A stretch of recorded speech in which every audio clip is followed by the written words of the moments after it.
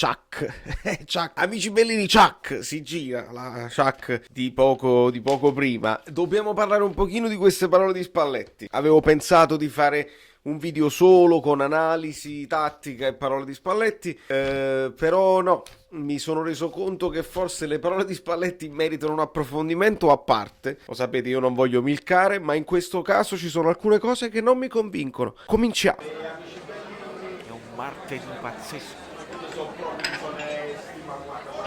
Rumori incredibili, rumori. Allora, amici bellini, io non vedo chi è benvenuto, chi? Devo sempre controllarlo a parte perché sennò non vedo le cose e andiamo in grossa difficoltà. Risolviamo subito. Ricordate, ci sono tanti problemi ma tantissime soluzioni. Alessio Provetta. Benvenuto Alessio Provetta, nuovo iscritto. Iscrivetevi in tantissimi al canale perché ci divertiamo, perché cerchiamo di fare degli approfondimenti tattici, perché non ci basta né Forza Napoli sempre, tutto a posto, non moriamo mai. Non ci basta né quello, né ci vogliamo fare, ma siamo scarsissimi. Proprio no, proprio non va proprio bene. Noi dobbiamo vedere, di capire, di approfondire se si poteva far meglio, se non si poteva fare di più, se questi siamo, se possiamo fare di più. È proprio così. E quindi i like che voi, io mi rendo conto, uno si scoccia, dice ma com'è, ancora che chiedi like, il Napoli ha perso. Sì, i like servono per la partita successiva, perché mi sono reso conto. Quando vi chiedo il like nella reaction, voi dite ma che già ha vinto il Napoli, che lo metto a fare? Già ha perso il Napoli, che lo metto a fare? E invece no, il like che mettete è per la prossima partita, per lo Spartak. Con lo Spartak. Signori, Spalletti, io ho trovato due interviste. Intervista post gara e conferenza. Ho sentito che ha parlato anche Zielinski, non l'ho trovata su YouTube, quindi abbiate pazienza, me lo potete dire voi. Ho letto che Zielinski dice sconfitta immeritata, vabbè. Su Spalletti però, che ho visto un pochino scocciatuccio, un po' scocciato, ci sta, hai perso, sei scocciato, ma ho visto anche alcune cose un po' contraddittorie. C'è il rammarico, lui dice il secondo tempo meglio, abbiamo avuto un po' più di coraggio, e questa cosa del coraggio è il leitmotiv di tutta la conferenza, perché dice ci è mancato un pochino di carattere, di avere quel coraggio nel primo tempo, di attaccare. Sì, abbiamo cercato, ma non siamo stati proprio lì, dovevamo tenere di più la palla, fare girare la palla, e quindi è mancato questo coraggio.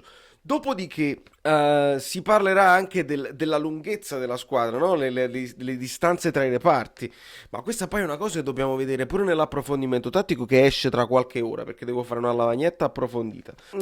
Osimhen, gli chiedono Osimhen irruento in qualche cosa, perché si parla anche di quel cartellino giallo per me immeritato, ingeneroso, troppo severo, e Spalletti dice Osimhen deve fare delle scelte, non puoi andare a pressare di qua e di là e fare contemporaneamente, a volte devi scegliere e così li porti tu in una zona e poi la squadra si muove di conseguenza. Giusto. Però tu ci hai pure detto Osimhen è bravissimo perché da solo pressa tutta la difesa e quindi un uomo in meno che deve pressare, e quindi come da solo mantiene la difesa, la fase difensiva Osimhen ti aiuta tantissimo.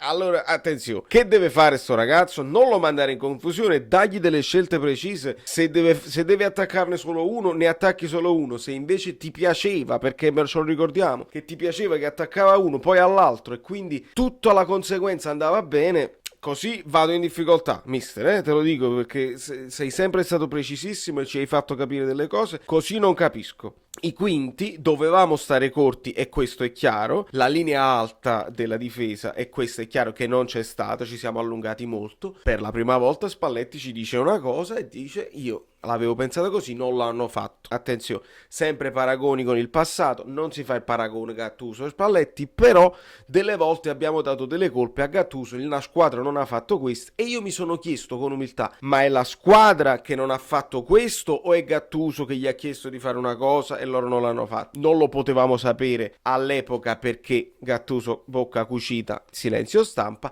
Adesso Spalletti ci dice dovevamo fare così, non l'hanno fatto. Quindi dare responsabilità anche ai giocatori, perché a volte uno può dire hai sbagliato tu Spalletti, per esempio dovevi togliere Insigne subito, punto, al 45esimo te ne accorgi, metti Mertens subito, e si può dire, si può ipotizzare, ma se tu gli avevi chiesto una cosa e in campo non lo fanno, responsabilità dei giocatori, e anche questo è importante. Dopodiché Non ci possiamo nascondere, dice lui, un pochino, e a dire noi stiamo là, adesso dobbiamo affrontare l'Inter, dobbiamo affrontare in un certo modo come dobbiamo affrontare il Milan, come dobbiamo affrontare altre squadre, però cita queste due qua. Quindi a Spalletti piaceva stare lì davanti e non ci possiamo nascondere significa che certe partite le devi affrontare con coraggio se vuoi effettivamente dare un segnale che stai lottando per lo scudetto.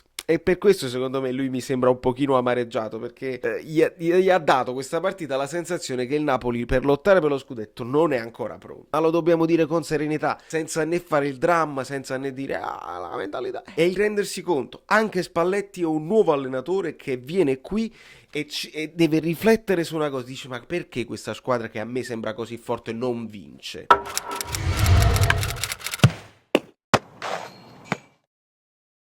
E qua mi ricollego anche al discorso del non lamentarsi, che secondo me è uno dei tentativi che Spalletti sta facendo per responsabilizzare i giocatori. Non vi voglio dare nessun alibi, io non mi lamento degli arbitri, di conseguenza neanche voi nel chiuso dello spogliatoio dovete pensare mannaccia, se non ci avessero ammonito, se non ci avessero così, l'avremmo vinta, gli arbitri ce l'hanno con noi. Spalletti sta cercando di convincere i giocatori che questo non va bene, che anche se lo diciamo noi tifosi perché è vero, perché ci maltratta, no? Valeri, ancora una volta, brutto arbitraggio, però questo non determina necessariamente. Alcune partite le vinci con il rigore che ti deve arrivare e non ti arriva, vedi Roma, ma alcune partite se le perdi meritatamente al di là dell'arbitro. Spalletti ci sta provando, sapremo a fine anno se questo tentativo di non mi lamento mai, di non metto mai alibi in mezzo, riuscirà a far responsabilizzare i giocatori e a fargli uscire un po' più di carattere. Se non gli esce, Spalletti ci ha provato.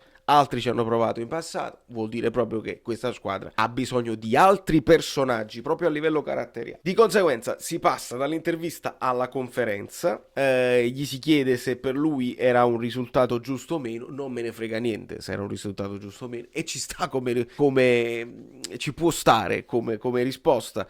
Però devi farla pure un pochino di analisi, no? Noi vogliamo sapere il Napoli meritava qualcosina in più, l'Inter ci ha dominato, ci ha stracciato, oppure così.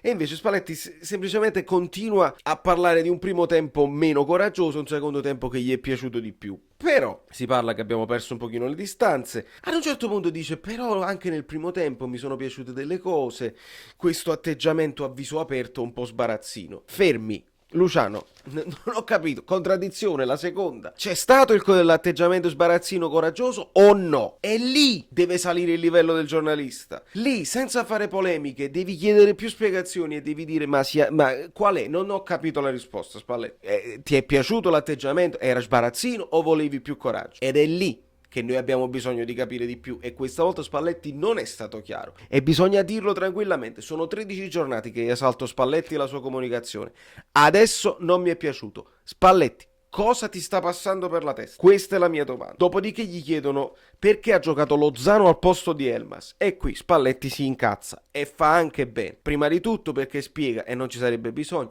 Lozano è un attaccante, Elmas si adatta a farlo, ma è più trequartista, centrocampista e lo abbiamo capito. Dopodiché, risposta polemica, se non ti è piaciuto Lozano, glielo dico nella prossima riunione tecnica. Mi lasci il nome. Spalletti, guarda che veramente, Luciano, credimi, vanno bene le risposte piccate, va bene, ma tu devi instradarli certi giornalisti, non devi andare allo scontro. Non devi andare allo scontro perché io conosco la stampa napoletana, ma in generale quella là nazionale che si occupa del Napoli, ti fanno nero e ti daranno colpe anche che non hai. Adesso sono pochissime le colpe tue, si possono contare. Ti faranno nero perché così a Napoli non sei protetto. Quindi fai attenzione, te lo dico proprio con affetto, con tutto l'amore possibile. Se non ti è piaciuto Lozano, glielo vado a dire, dammi il nome. A me Lozano è piaciuto, quindi capisco la risposta. Però, perché nessuno gli chiede di Insigne? Perché nessuno gli chiede se Malqui può fare riposare Di Lorenzo? Perché nessuno gli chiede se Osimhen avrebbe potuto fare dei movimenti diversi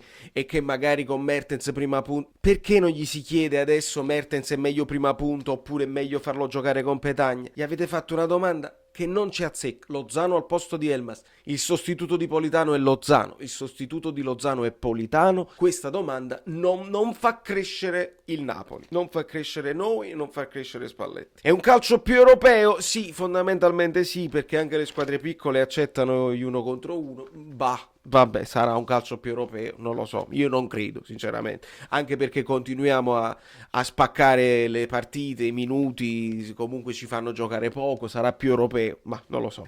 Quante emozioni a Milano, le emozioni di Milano, e anche qui lui si toglie pietre dalle scarpe a parlare della situazione di Icardi. Non so chi gli ha fatto certe domande, se erano vecchie conoscenze sue e per questo era un po' più piccato, e lui ricorda: ogni giornalista alla fine per qualsiasi cosa X che succede gli dà il taglio che vuole, che gli conviene a lui per avvallare una situazione oppure per distruggerla. Dopodiché io sono contento dei tifosi, che sono un'altra cosa, che evidentemente non lo hanno accolto male a Milano i tifosi dell'Inter. La corsa a scudetto è una corsa a 3 e finalmente qui dà la risposta giusta. Io conosco la corsa alla prossima partita, ma la corsa a scudetto non la consideriamo, e fa bene a rispondere così, ragazzi, perché per la prima volta, e poi qua lo dice proprio bene Spalletti, lo dice proprio bene, e io l'ho detto in privato a Guido ieri e lo dico a voi non in anteprima, ma insomma anticipo il discorso Lazio: se con l'Inter io accetto di perdere perché ci sta con la squadra campione d'Italia, che mi dimostra comunque di essere forte, che ha giocato bene in tutti gli scontri diretti e che ha una rosa superiore alla nostra, io accetto. Con la Lazio andrei molto molto molto in freva e in difficoltà